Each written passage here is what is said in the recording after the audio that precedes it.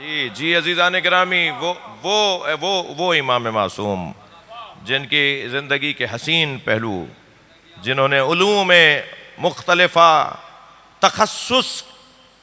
تخصصی علوم کا اظہار اور اعلان کیا.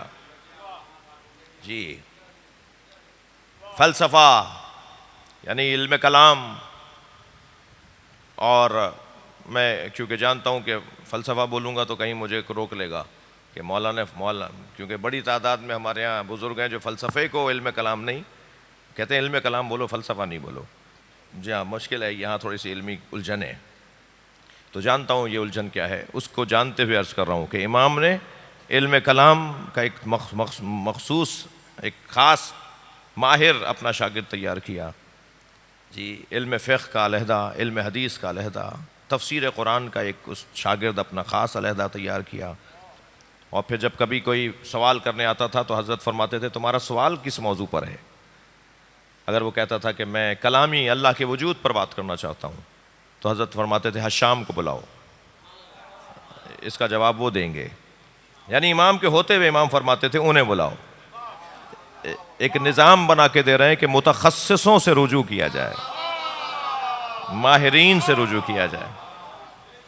امام کے زمانے میں یہ متخصصوں کو امام نے پرورش دی اور اس انداز سے اپنی امت اور اپنے چاہنے والوں کی ہدایت فرمائی. جی صحیح السند حدیث جو امام سے نقل ہوئی ہیں ان میں سے ایک حدیث ہدیہ کر رہا ہوں. جی کیونکہ ایام بھی اس حکم کی تیاری کے ہیں، اس لیے میں حدیث آپ کو صحیح حدیث، اور حدیث کی قسمیں کوئی 18 قسمیں علماء علم حدیث نے بیان کی ہیں، مگر جو حدیث کی اعلیٰ ترین قسمیں ہیں ان میں ایک حسن ہے، ایک صحیح ہے، ایک مستند ہے، اور پھر اس کے بعد ہے موثق ہے، منقول ہے، معنعن ہے، جی مرفوع.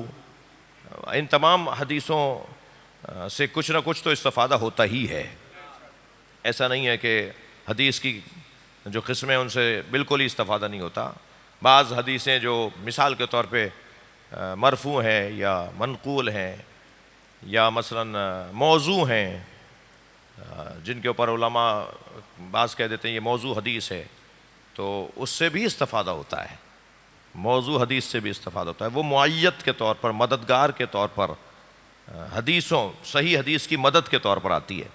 یعنی اگر موضوع حدیث اور مرفوع حدیث ہو تو اور صحیح حدیث بھی اسی مضمون کی ہو تو پھر صحیح حدیث کی مدد کے لیے ان حدیثوں کو لے لیا جاتا ہے. لیکن فرض کیجئے کہ اس موضوع پہ صحیح حدیث نہ ہو اور صرف اور موضوع اور مرفوع حدیث ہو تو پھر اس سے استفادہ نہیں کیا جاتا، کیونکہ اس کا امکان کم سے کم رہ جاتا ہے کہ یہ معصوم نے فرمایا بھی ہے یا نہیں ہے. لیکن اگر صحیح حدیث اسی مضمون کی ہو اور پھر مرفوع بھی اسی مضمون کی ہو اور موضوع بھی اسی مضمون کی ہو تو پھر اس کو سہارے کے طور پہ لیتے ہیں کہ نہیں معصوم نے فرمایا تو ہے مگر ہم اس بنیاد پر مان رہے ہیں، اور یہ حدیث بھی صحیح ہو سکتا ہے وہ اور بات ہے کہ بیچ میں ایک راوی گر گیا ہے لہٰذا مرفوع ہو گئی ہے. وہ ان فلانی شجر ہے، جیسے آپ کے میرے اور خاص طور پہ سادات کے شجرے ہیں نا، ایسے حدیثوں کے بھی شجرے ہیں. حدیث بھی بتاتی ہے کہ ان فلان ان فلان ان فلان. اب بھائی بچوں کو تو مجھے سمجھانا نا، تو میں تو آسان کر کے بات کروں گا. ایک صلوات پڑھے ذرا محمد و آل محمد.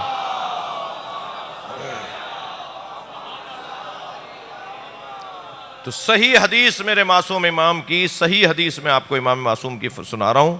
صحیح حدیث کی ایک اور کسوٹی دے دیتا ہوں کہ صحیح حدیث کو ہم کیا مطلب ہے صحیح حدیث کا، مولانا کیا مطلب ہے؟